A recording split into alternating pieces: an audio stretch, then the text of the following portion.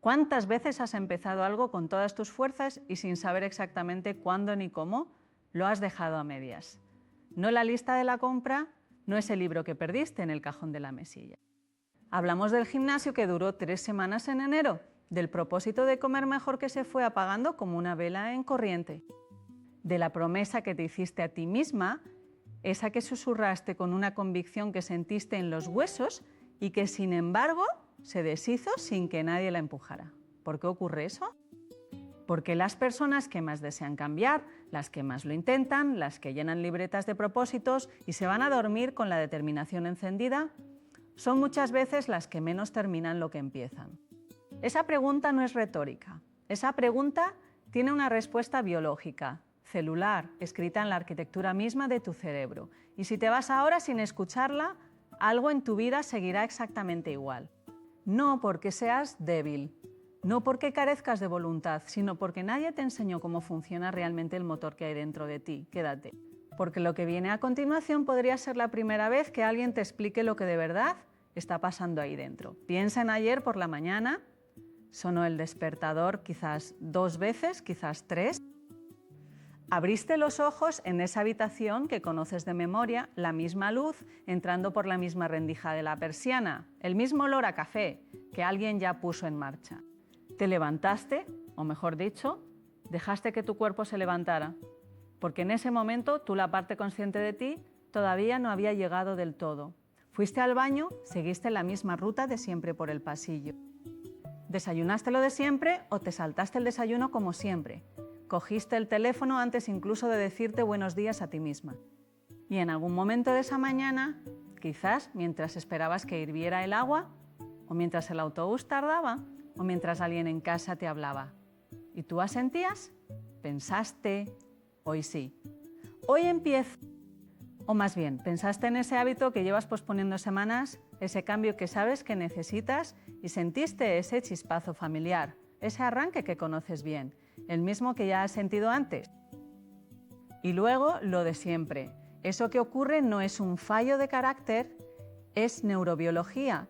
Es la arquitectura del sistema de recompensa actuando exactamente como fue diseñado, solo que en un entorno para el que no fue diseñado. Y esa diferencia lo cambia todo. Bueno, antes de continuar, hay algo importante que quiero pedirte. Si eres de las personas que llevan tiempo buscando respuestas reales sobre cómo funciona tu cerebro, sobre cómo tus hábitos están esculpiendo tu biología cada día, este canal existe exactamente para ti. Suscríbete ahora mismo porque tu cerebro, ese órgano maravilloso que consume el 20% de toda la energía de tu cuerpo, siendo apenas el 2% de tu peso, merece que alguien le explique cómo cuidarlo. De verdad. Y cuéntame en los comentarios, ¿cuál es ese hábito que llevas tiempo intentando instalar sin conseguirlo? Escríbelo, porque nombrarlo ya es el primer acto neurológico del cambio. Ahora sí, vamos a lo que de verdad está ocurriendo. Hay una región del cerebro que se llama el núcleo accumbens. No es grande, cabe en la yema de un dedo, pero ese pequeño nódulo de tejido nervioso tiene más poder sobre tu vida diaria que cualquier decisión consciente que hayas tomado en años. ¿Es el centro del deseo? Sí, pero más exactamente es el centro de la anticipación del placer. No del placer en sí, de la anticipación. Cuando tú decides empezar algo nuevo, cuando te dices voy a salir a caminar cada mañana o voy a dejar el azúcar o voy a aprender algo nuevo, ese núcleo se enciende, libera dopamina. Una oleada cálida, casi dorada, que se extiende por los circuitos prefrontales. Y en ese momento tú te sientes capaz, completamente capaz.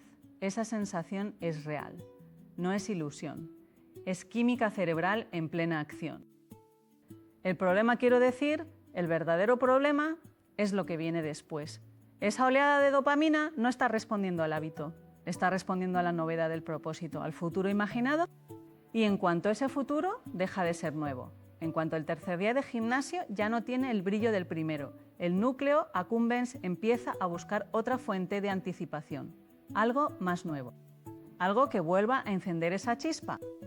Y aquí es donde entra en juego algo que la neurociencia lleva décadas estudiando y que la mayoría de los programas de cambio de hábitos ignoran por completo: la corteza prefrontal, esa región justo detrás de tu frente. Necesita tiempo, repetición y sobre todo coherencia metabólica para tomar el relevo del sistema de recompensa. Necesita que tú le des las condiciones para que lo que hoy es un esfuerzo consciente se convierta mañana en algo automático, en un hábito de verdad. Pero hay un obstáculo que casi nadie menciona, uno invisible. Uno que se está construyendo en tu interior ahora mismo mientras lees esto o mientras escuchas esto y que podría estar saboteando cada intento de cambio que hayas hecho en los últimos años. Se llama inflamación de bajo grado y es silenciosa como el polvo que se acumula sobre los muebles que nadie mueve. Imagina que tu cerebro es un edificio magnífico. Tiene millones de habitaciones interconectadas, pasillos que llevan de la memoria a la emoción, de la emoción a la toma de decisiones, de la toma de decisiones a la acción. Cuando ese edificio está sano, la comunicación entre habitaciones es fluida, rápida, precisa. Pero cuando la inflamación de bajo grado se instala, es como si alguien hubiera tapizado todos los pasillos con una moqueta húmeda y pesada. Todo sigue funcionando, aparentemente, pero todo cuesta más, todo es más lento. Las señales llegan distorsionadas.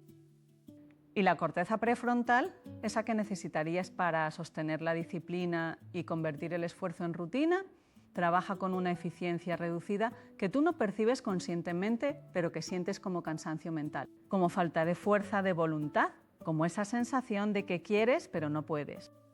No es que no puedas, es que tu biología está trabajando en un entorno inflamado y esa inflamación tiene causas muy concretas, muy cotidianas, muy normalizadas. La falta de sueño reparador. El estrés crónico de baja intensidad, que muchas personas de nuestra generación llevamos tatuado en el sistema nervioso desde hace décadas. El sedentarismo que disfrazamos de vida activa porque subimos escaleras o vamos al mercado. La alimentación ultraprocesada que no mata de golpe, sino que oxida despacio, célula a célula, año a año. Y aquí llega el dato que a veces resulta difícil de digerir. Esa inflamación no solo afecta a cómo te sientes hoy, afecta a cómo se expresan tus genes mañana. Sí, los genes, porque aquí es donde la epigenética entra en escena y es donde esta conversación se vuelve urgente de verdad.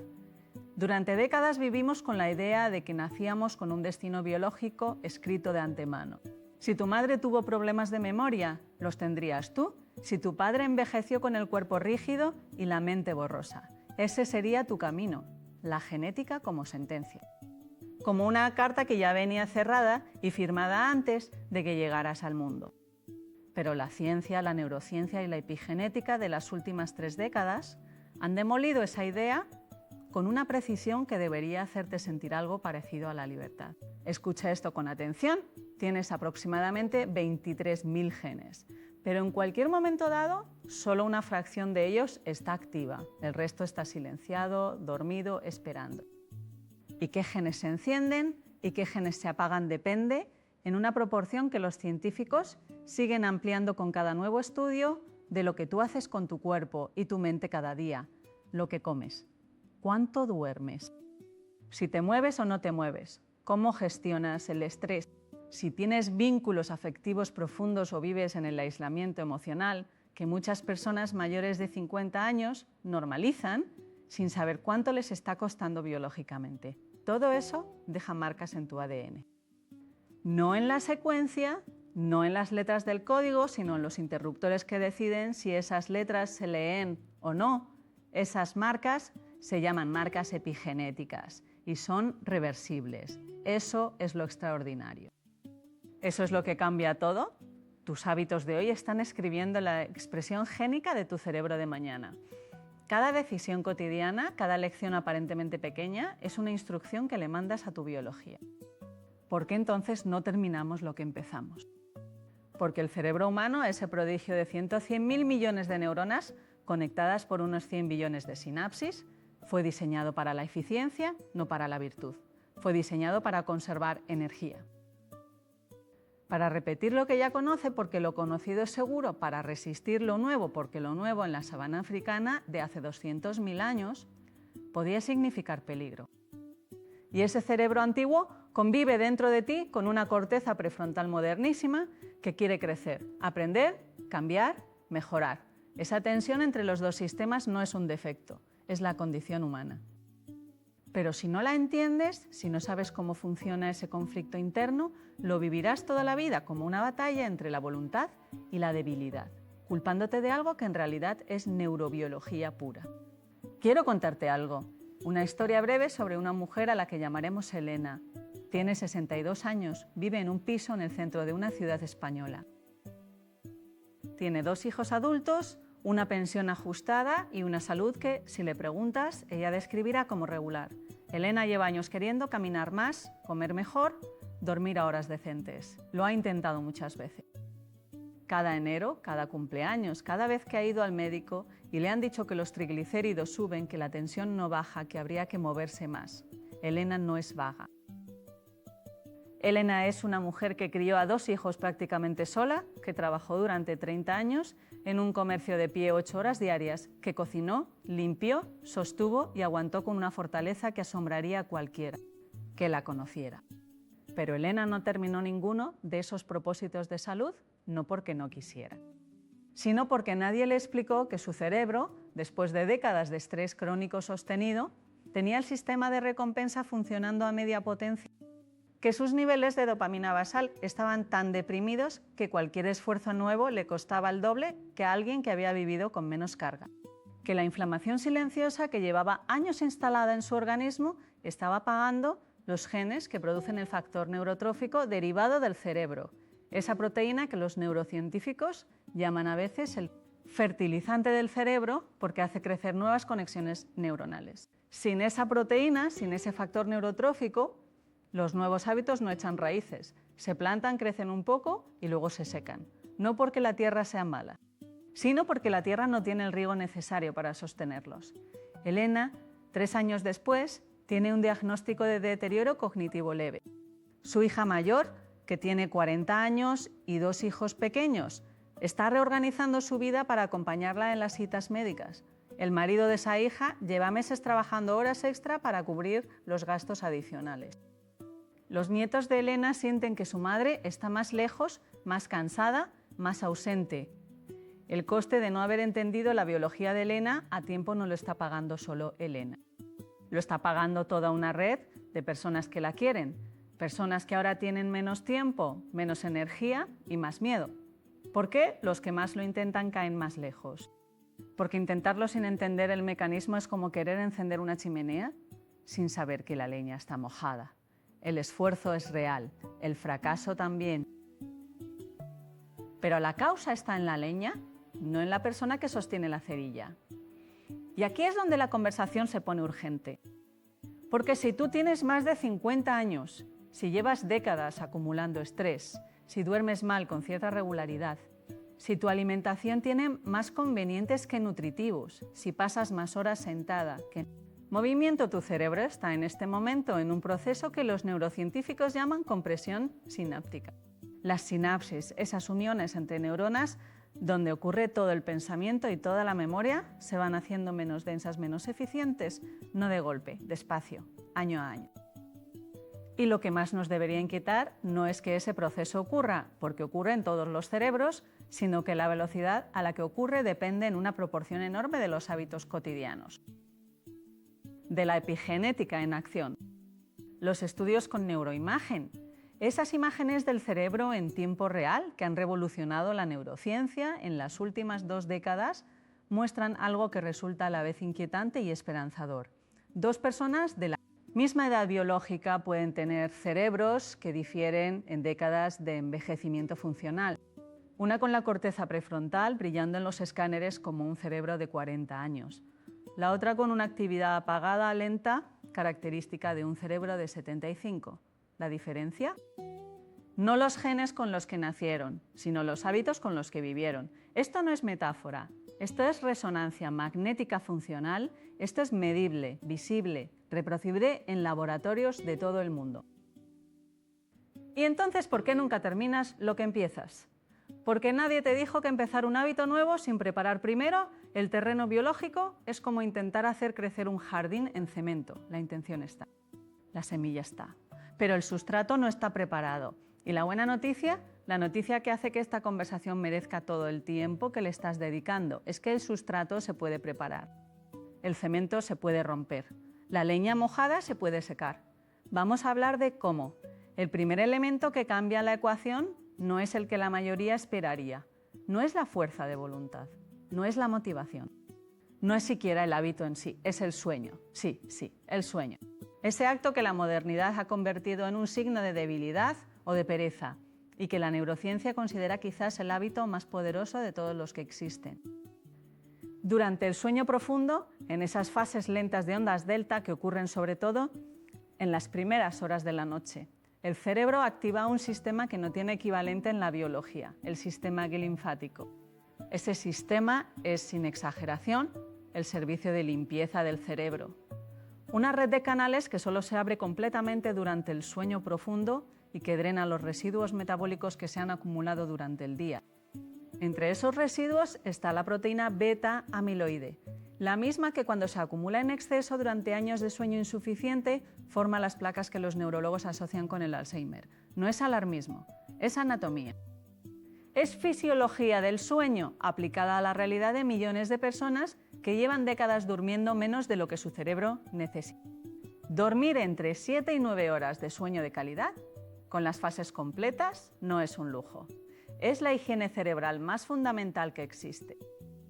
Y sin ella, ningún otro hábito alcanza su potencial completo, porque el cerebro que se levanta sin haber completado ese proceso de limpieza es un cerebro trabajando rodeado de sus propios residuos. ¿Cómo se mejora el sueño desde la epigenética? Aquí hay algo fascinante. Los genes que regulan el ritmo circadiano, ese reloj biológico que coordina todos los sistemas del cuerpo, son profundamente sensibles a dos señales, la luz y el horario de las comidas. Exponerte a luz natural en los primeros 30 minutos después de despertar activa la expresión de genes que sincronizan el reloj central del hipotálamo. Esa sincronización, repetida cada día con regularidad, mejora progresivamente la calidad del sueño nocturno. Y mejorar el sueño activa el factor neurotrófico, el fertilizante del cerebro, el que hace que los nuevos hábitos echen raíces en vez de secarse. ¿Ves la cadena? No es un hábito suelto, es un ecosistema biológico donde todo se sostiene. El segundo elemento es el movimiento. Pero no el movimiento como penitencia ni como obligación. El movimiento como señal epigenética. Cuando tus músculos se contraen de forma vigorosa, liberan unas proteínas llamadas miocinas. Estas proteínas no se quedan en el músculo, viajan por el torrente sanguíneo hasta llegar al cerebro, donde activan la expresión de genes que producen exactamente factor neurotrófico derivado del cerebro, ese mismo factor. El fertilizante, el movimiento no solo fortalece el corazón o los huesos, aunque eso también importa y mucho. El movimiento es una instrucción epigenética directa que le dice a tus neuronas: creced, conectaos, sobrevivid. Un estudio de la Universidad de British Columbia demostró que las mujeres mayores de 60 años que hacían ejercicio aeróbico moderado 3 veces por semana durante 6 meses mostraban un crecimiento visible del hipocampo, esa estructura que es el centro de la memoria y el aprendizaje. Crecimiento, no mantenimiento, crecimiento, en cerebros de más de 60 años. Quiero decir, eso debería detenernos. Eso debería hacernos poner pausa a todo lo que creemos saber sobre el envejecimiento cerebral. El cerebro no está condenado a encogerse. El cerebro puede crecer a cualquier edad si le das las condiciones biológicas para hacerlo. Eso es neuroplasticidad.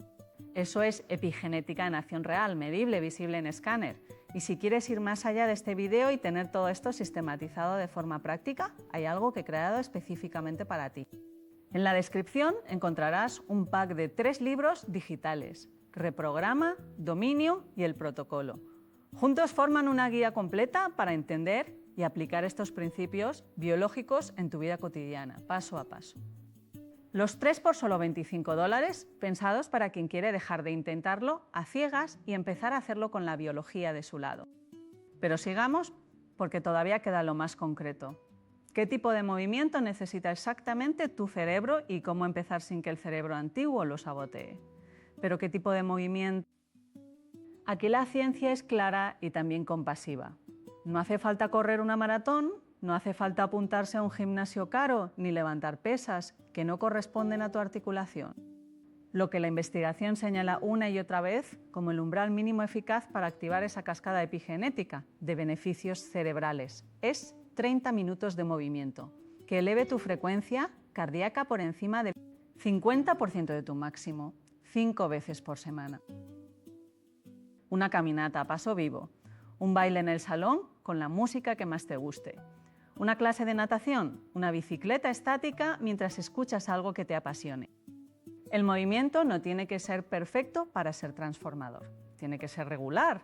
La regularidad es la señal epigenética, no la intensidad. Y aquí llegamos a algo que conecta directamente con la pregunta que abrió esta conversación: ¿por qué nunca terminas lo que empiezas? Porque la mayoría de las personas empiezan con demasiado y demasiado pronto. El cerebro no construye hábitos por determinación. Los construye por repetición en contextos estables. Una vez que entiende eso, la estrategia cambia completamente.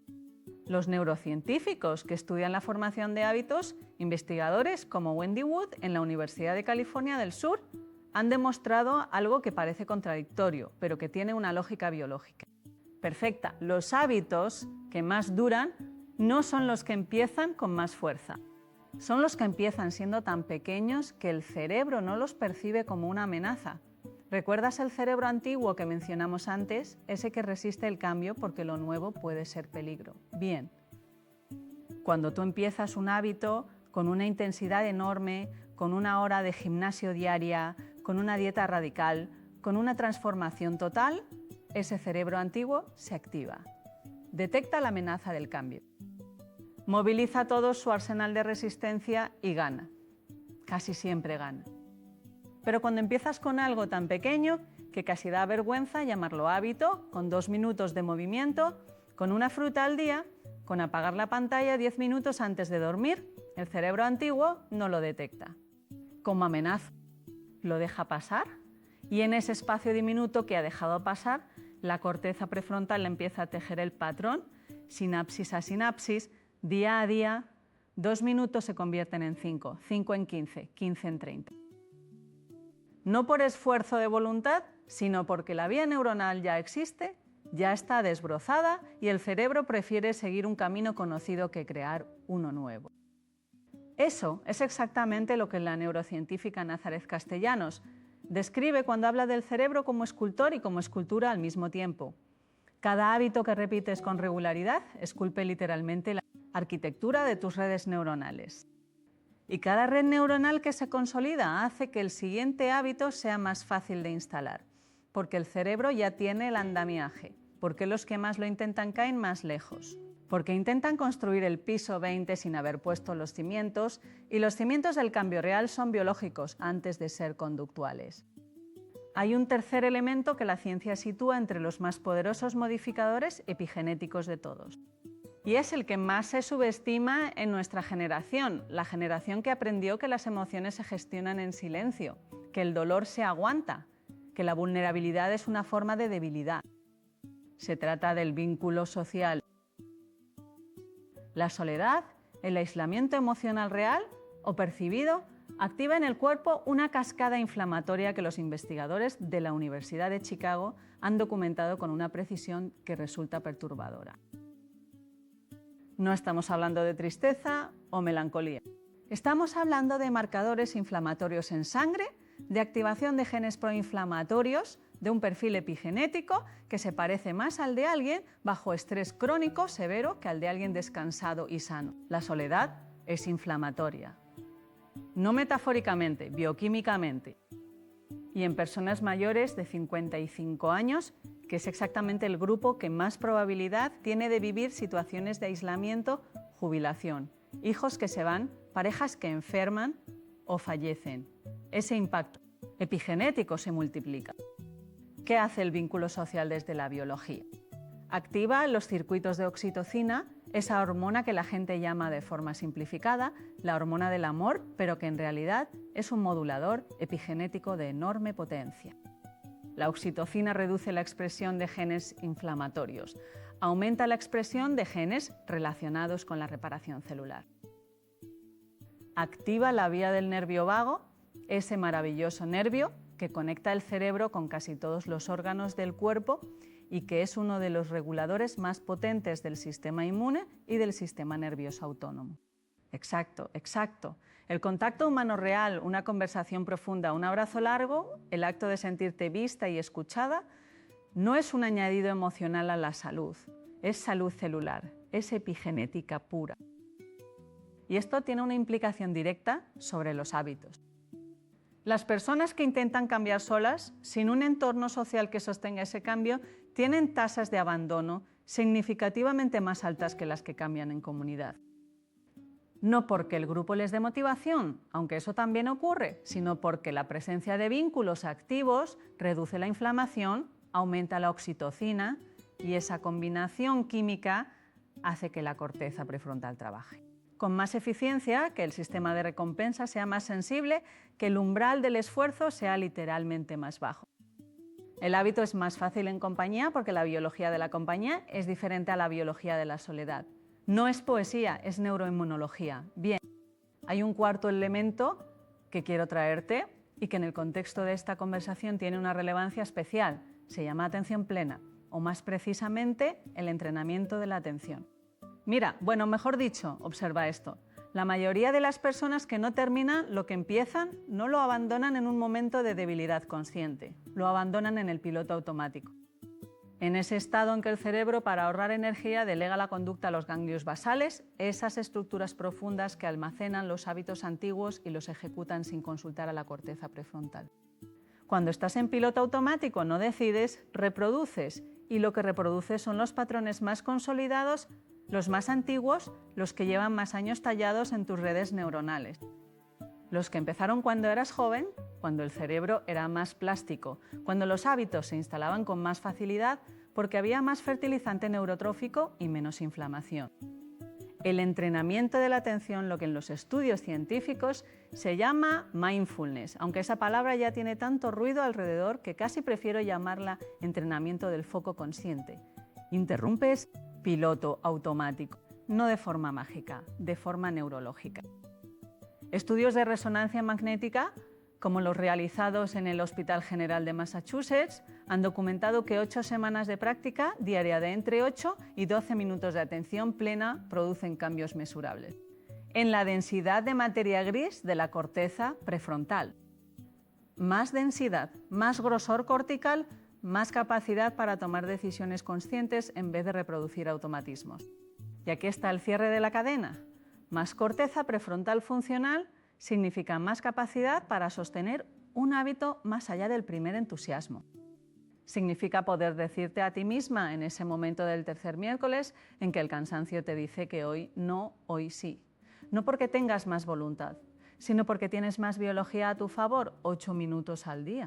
Un foco en la respiración, una interrupción del piloto automático, una instrucción epigenética directa al cerebro que dice sé más denso aquí, sé más capaz aquí.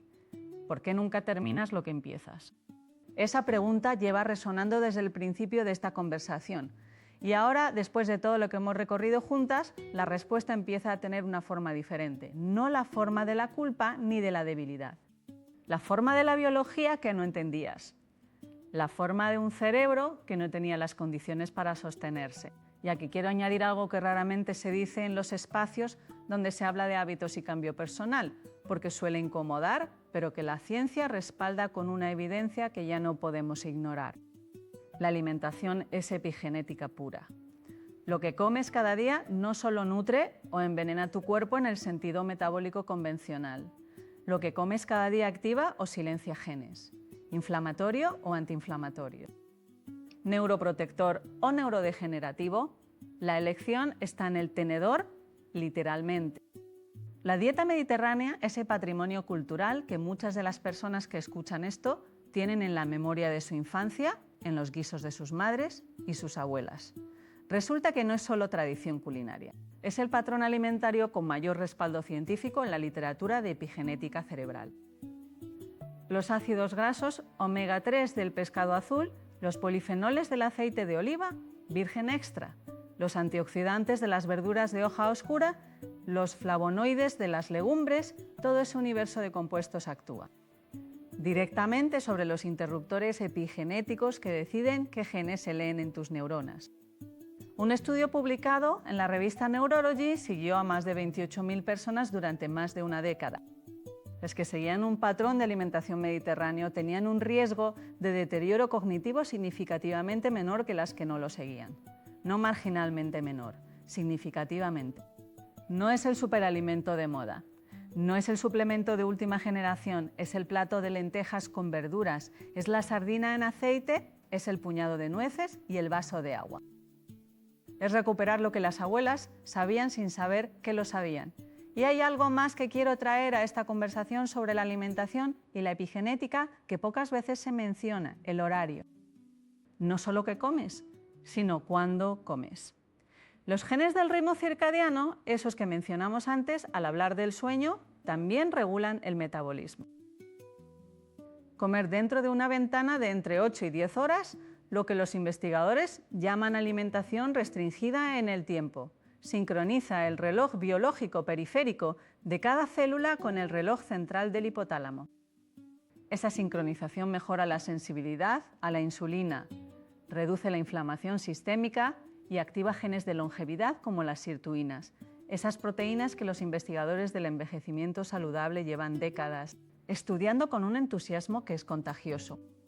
Comer entre las 8 de la mañana y las 6 de la tarde o entre las 9 y las 7, ajustado a la vida real de cada persona, no es una dieta, es una instrucción epigenética. Es decirle a cada célula de tu cuerpo, estamos sincronizadas. El día tiene sentido, el ritmo tiene coherencia. Y esa coherencia multiplicada por 365 días, por 5 años, por 10 años, escribe un perfil epigenético radicalmente diferente al de alguien que come a cualquier hora, que cena tarde, porque la noche es el único momento tranquilo que picotea frente a la pantalla, sin hambre real, sino con esa hambre emocional que llena el silencio de un cuerpo que necesita otra cosa.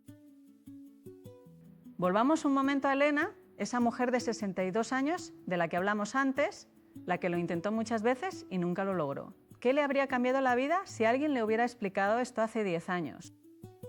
No una dieta radical, no un gimnasio 3 horas al día, solo esto, empezar a dormir media hora más cada noche cerrando la pantalla antes.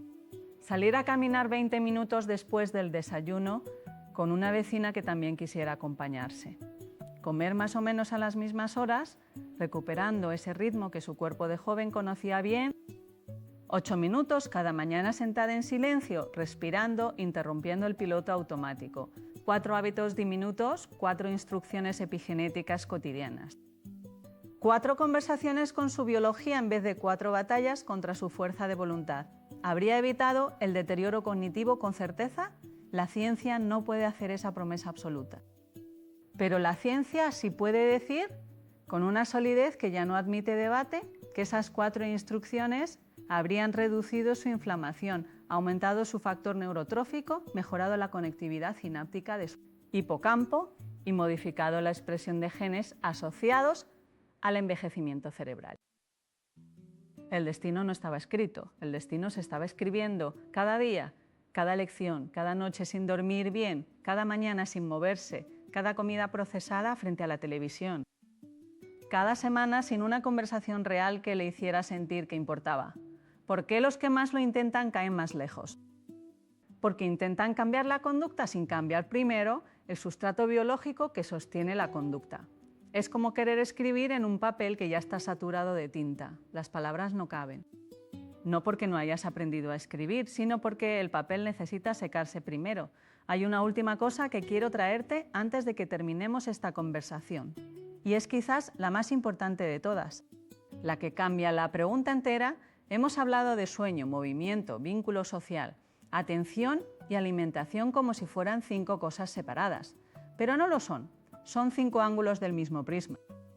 Y la luz que ese prisma refracta se llama coherencia biológica. La coherencia biológica no es un concepto filosófico, es un estado medible del organismo en el que los sistemas, el nervioso, el inmune, el endocrino, el cardiovascular, trabajan en sincronía, en que las señales que un sistema manda son recibidas y amplificadas por los demás en vez de bloqueadas o distorsionadas. Cuando tienes coherencia biológica, el cerebro trabaja de forma diferente.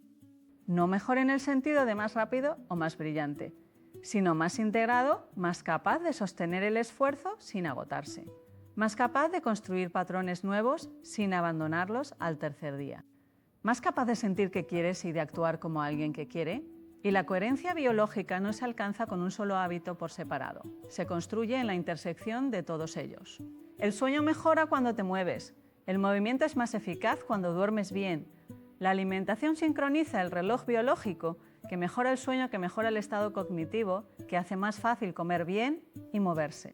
El vínculo social reduce la inflamación, que permite que el movimiento produzca más factor neurotrófico, que hace que la corteza prefrontal sea más densa, que hace que la atención sea más sostenida.